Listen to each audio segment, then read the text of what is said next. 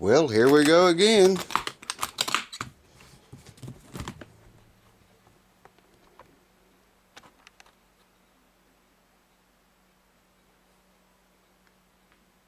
It's a Gibson this time. Very old Gibson. Let's get it on the block.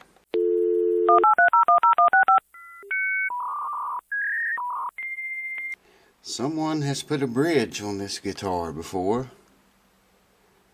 A Martin style bridge. Nothing in the sound hole. There should be a sticker or something in there, some kind of identification. The fretboard's pretty roughed up, as you can see here. He had the guitar refretted, and they also patched up the fretboard.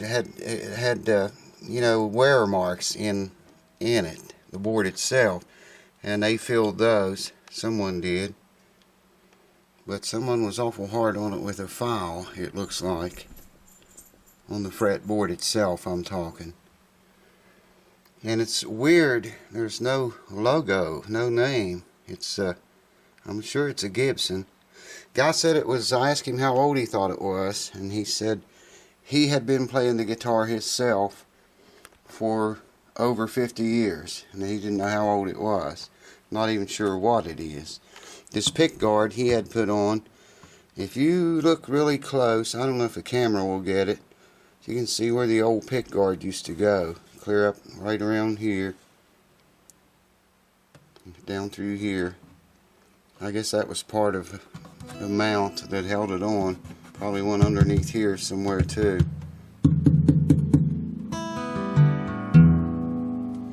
Gibson, we're going to do a fret job. Oh, I got good news too. That fret job I promised you guys I was going to do on my guitar, we're going to do it on here.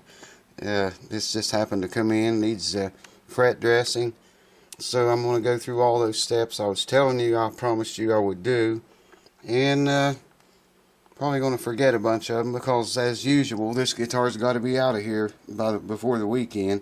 He's got to play this weekend. So hold on, let's get into it.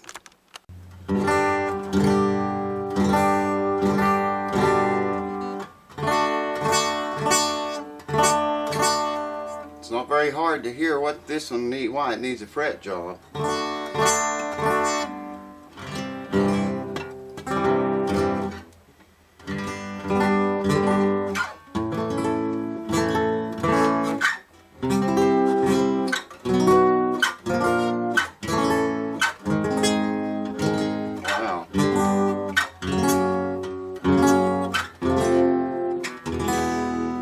Yeah, you can sure hear that. Now, depending on if you want to keep the same setup, the same action and relief and everything that you have, of course you'd want to check it before you do your frets, because you got to straighten the neck out to do this. So I checked this, and it's unbelievably 0.03 of an inch relief at the 7th fret.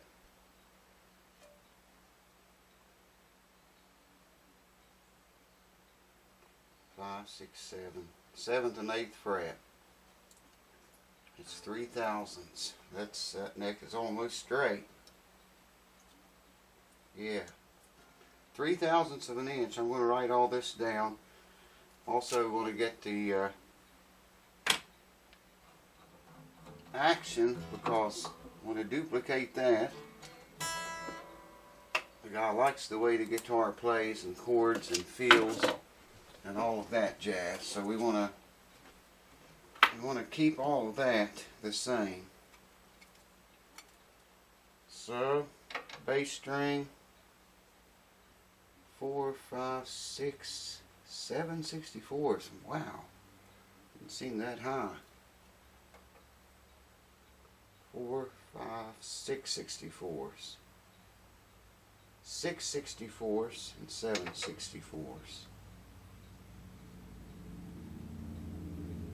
7 64ths on the bass string, 12th fret, 6 64ths on the high E string at the 12th fret.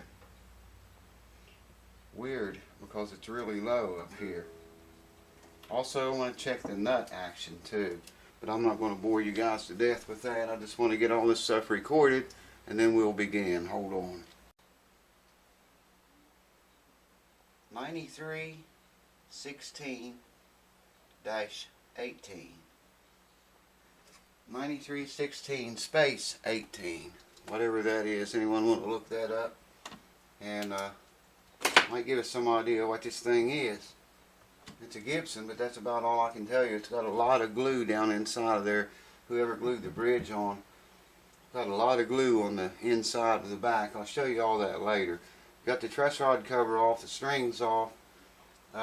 Need to see if that truss rod works. If it don't, you know, like I said before, we're pretty much finished.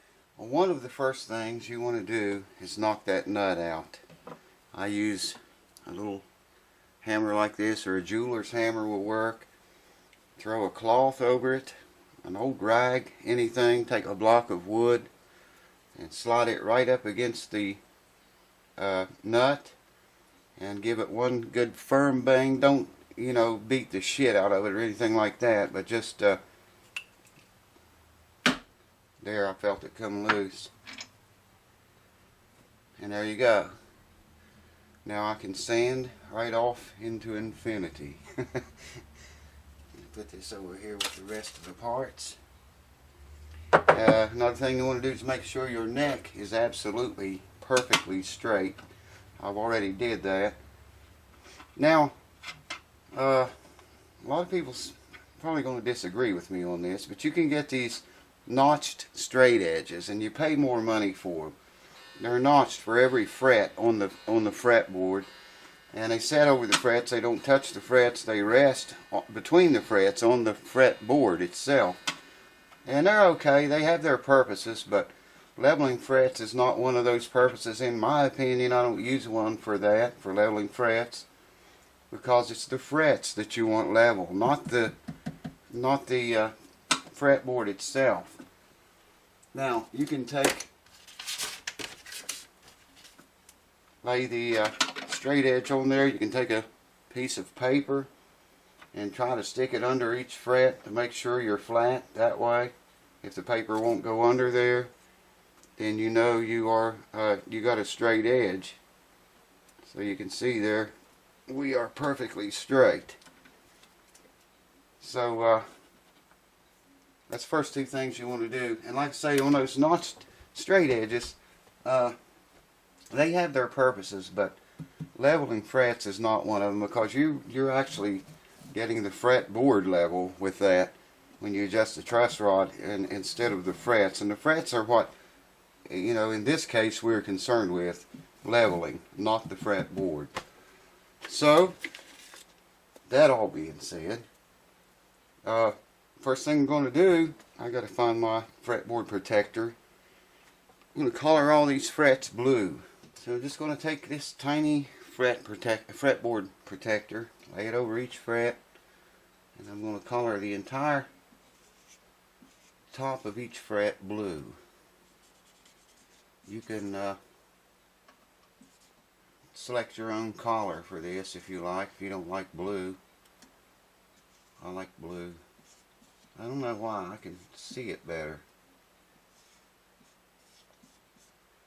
A lot of guys tape the entire fretboard up, mummify it, if you will. I do that sometimes. Not always. Don't always need to. I don't always need to. I guess some people do.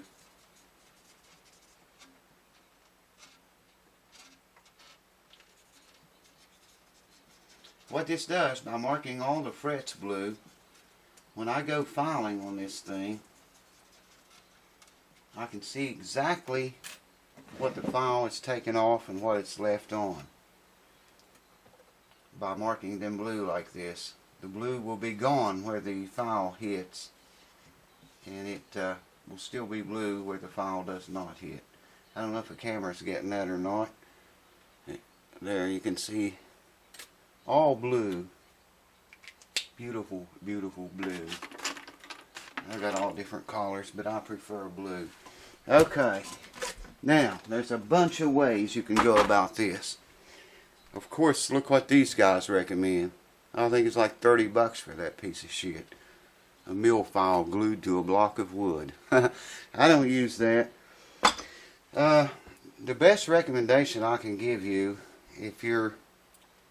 especially if you're just starting out, is to use a sanding beam. And I don't have mine here. In fact, I'm not sure where it is. You can use a big long level if you have one the right length. Tape sandpaper to it and just start. It covers the entire fretboard. And I would suggest you go in circles or in a small figure 8, and that way you're sanding all of the frets, all of them, exactly the same time. Now, like I say, I don't do that so much. I use these. These are diamond grit files. You can use them as a sharpening stone. I have this is a coarse, I have a medium, and a fine one. But you know, if I start back here with this and I come all the way up, yeah, I'm pretty much going to cover all the frets with it. Now, like I say, if you're just beginning this and you haven't done very many frets yourself, I wouldn't recommend using these. You can really eat frets up fast with this, especially the coarse one. So you know, if you're just beginning or haven't done very many frets, I'd recommend that you probably do it with a beam instead of something like this or something like this, because you got to really be conscious of covering. You know, that the idea is that each fret spends the same amount of time under the file. Okay, so if you're filing more, you can't just take this and file like that here, or in the middle, go this way, or up here. You have to start at one end and go all the way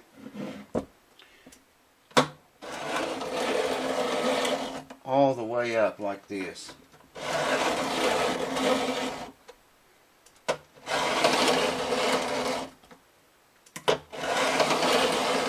See, I can already see where blue is being removed. You probably can't see that on the camera, but I'll get you a better shot later. But right now I'm just explaining. You need to cover the entire fretboard and make sure every fret spends, you know, as much as the same amount of time as possible under the file. So if you'll notice, I start about halfway through this thing, and I come all the way up, and I go about halfway the length of the thing off of the fretboard. I know these frets on the end are not getting quite as much, but still I can monitor that, check it every now and then with a straight edge, and make sure that we are indeed flat. So I'll bring you back after I get a bunch of this blue filed away. Get down to those dents. When you get down to these dents, you know, you run the file up through there, it removes all of the blue except the blue that's in the dents. You know, you're getting really close then. That's where I'll switch to a medium or a light fine. So hold on, I'll bring you back when I get along a little ways. Well, after several passes with several files, I'm down to a fine now. The dents appear to be gone. You can see down here where we have some fall away right here. The file is not touching very much on this fret at all, but that's okay. Another thing I thought of to mention too, when you're doing this, don't go bearing down on that thing. You don't want to do that. Just if you use these, especially a diamond grit file, if I had this set up here, I could press down so hard that I would be shoving relief into the neck, making it bow this way. You don't want that. We are after complete flatness. So, and you know, you wouldn't be completely flat, true, if you were pushing down on this thing really hard.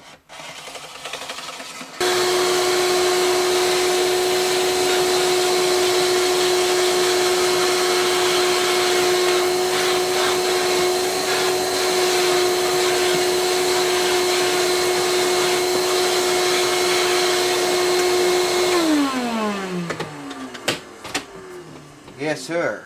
Like I say, if you don't have a leveling beam, you can use just a carpenter's level. I mean, they have a straight edge on them. You know, a good one does. And you could use that as far as, you know, if you wanted a beam to cover all the frets. And like I say, you either go in a circular motion, or it's better to go in kind of a figure 8. And you sand all of the frets exactly the same with that. Like I say, if you're just starting out, I would recommend that way instead of a short file like I'm using. You know, you can use a short file. You just, like I say, you got to be conscious that you go completely off. Try to get every fret to spend the same amount of time under the file, and you should be okay. So we're ready to start crowning now. Hold on a minute.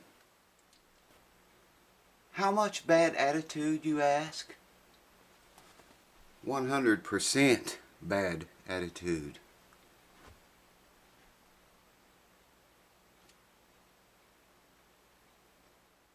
Well, like I said, we're going to split this into several videos, and I'm probably going to forget a bunch of stuff anyway because I'm having to hurry. I'm behind on everything.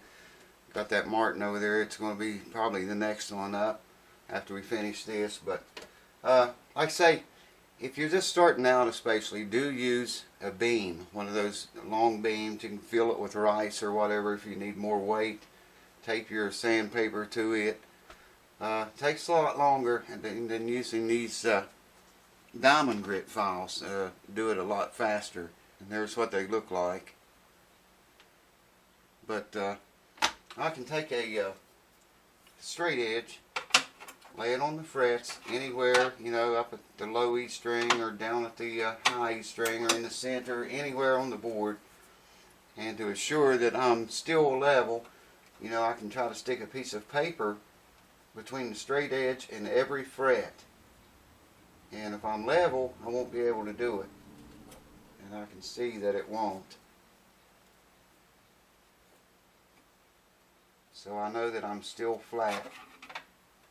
Try it on the high E side.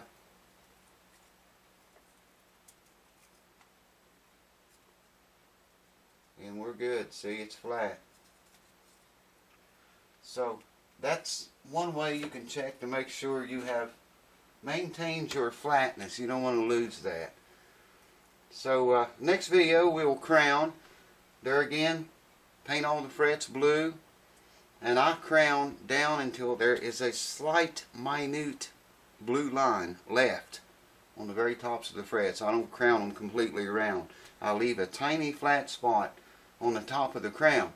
Okay, that way, like I say, paint them all, color them all blue. I crown down. I've got that little minute line of blue across the very top.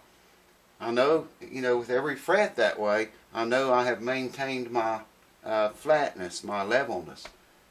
But we'll get into that on the next video, the crown video. And like I say, I know I'm forgetting stuff, man, but I got to have this thing done by Friday. And probably by the time you see this, all the videos will be done, the frets on this. Anyways, thanks for watching. I hope this helps some of you that's just starting out on doing your own fret jobs. My crowning files are also diamond grit. A while back, a good while ago, I bought new crowning files because, you know, just I don't have the old one here to show you, but it just took forever, you know, with the old style crown files.